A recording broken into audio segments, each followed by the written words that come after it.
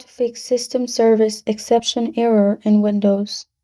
Hi everyone, it's Sophia to assist you today. Without any delay, let's jump right in. First, open Device Manager.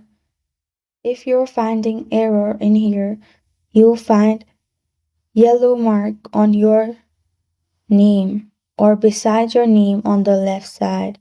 If you have error in anything, simply right-click on it.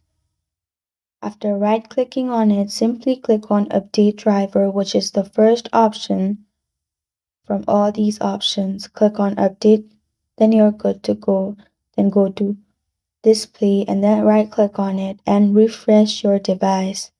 After that, you're good to go. That's how you fix system service exception error in Windows 11 and 10.